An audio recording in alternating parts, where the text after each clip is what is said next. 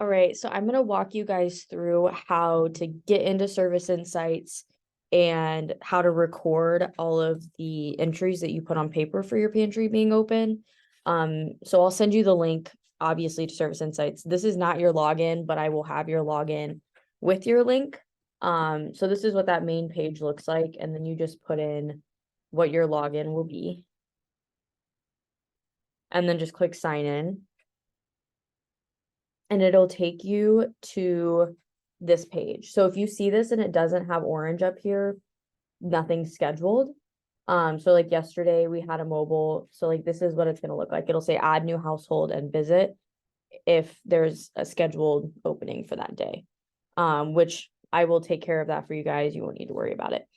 So this is what the page looks like. As you add people in real time, it tallies age group served, total households, total individuals, and new individuals. And then yesterday we had two mobile pantries. So what you guys are gonna do for every single paper that you had is you're gonna add a new household and visit.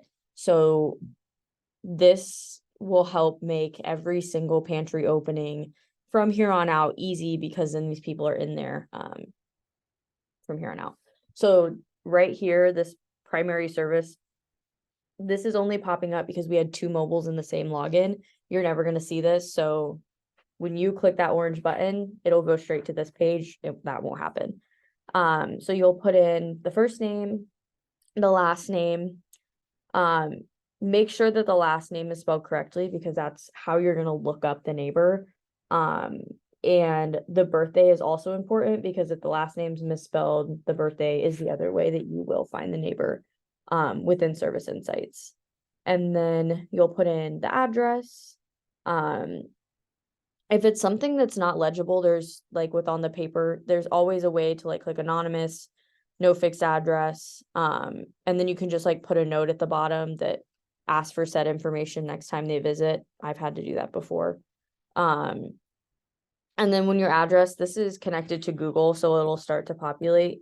Normally you just need to put the number, the street, and a comma, and it'll kind of pop up the cities. Your guys' account will be based on the zip codes of Cass County. And then just to be like very thorough, the zip codes for Carroll, White, Pulaski, Fulton, Miami, and Howard will also be on there. Just to make sure that we're not like missing anything because sometimes it does cut people out. And then when you click the address that you want, then it'll auto populate for the city, state, and zip. And then right here, you'll click no phone. We don't need the phone numbers. If that's something that you'd like to collect, you're more than welcome to. You just put the phone number there, but if not, you just click no phone. Gender identity is going to pop up on the very first time you add it. I do believe that that was in our check-in sheet, so you just add that right there. Then on the bottom half of the check-in sheet is how many are in the household, not including the head person picking up for the day. So you just add them here. So if there's like one other adult and one child, the last name will auto populate from the top. So if I were to add in my last name and then add these again, since I did that, Minhara's will be right here.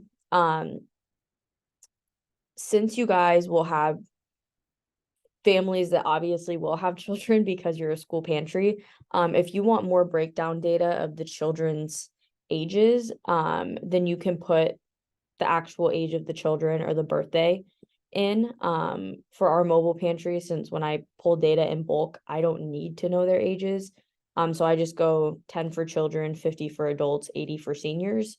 But if you guys want a more specified breakdown, you can actually put the ages of the other children in the household. And then same for adults. You could put the birthday and the age, or you could do a bulk breakdown, whichever works for you. This proxy portion, you don't need to worry about. When we add it for our mobile pantries, it shows up on every single login that has my admin login with it. So you don't need to worry about this at all. And then for the very first visit, none of these questions are going to be relevant to the neighbor. So if they're up in the little cell. Don't worry about it. It's the later visits that they'll pop down and be required, visits two and on. And then this additional notes area is where you can add the school that the kid goes to. And you just type it in, and then when you pull up their profile again later, it'll show historical notes, and it'll have that note was in there for the school that child is attending. And then from there, you click save and continue. It'll bring you to a page that talks about like poundage. You just click finish on the bottom because poundage is done with P2. That's something completely different. And then when you click finish, it'll say that the neighbor has been successfully added, and you click done, and that's the end of it.